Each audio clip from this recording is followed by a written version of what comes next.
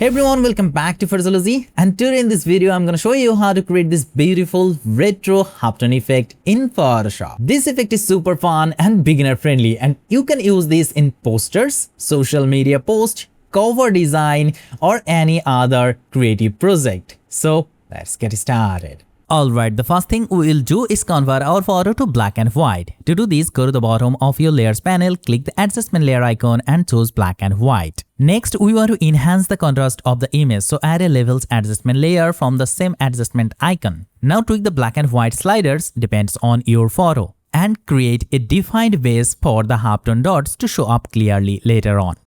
Now create a new layer by clicking on the new layer icon, then go to Edit, Fill, and from the drop-down, choose 50% gray. This gives us a neutral base. And now right-click on the gray layer and choose Convert to Smart Object, because this lets you apply filters non-destructively and go back to tweak them anytime. Now go to Filter, Filter Gallery. Now under the Sketch folder, click on Halftone Pattern.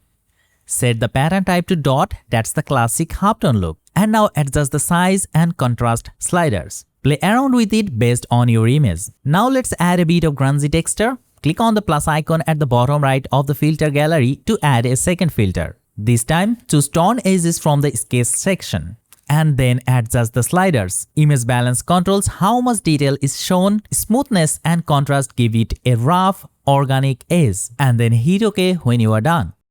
Now for the fun twist, go to Filter, Distort, Tool, and set the angle to around 50 degrees. This spirals the pattern slightly, creating a unique visual motion in the effect. And now change the blend mode of the halftone layer to hard mix. Then lower the fill to about 70% to soften the edges and reduce the harshness.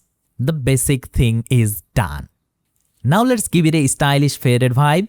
Add a curves adjustment layer and gently lift the bottom left point of the curve. And look at this, here is the before and after. It's perfect for retro aesthetic look. And now, it's optional but super cool.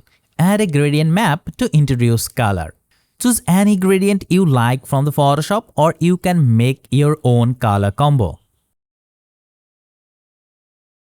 Let's go with this one for now. And this turns your black and white halftone into a colorful pop art style design.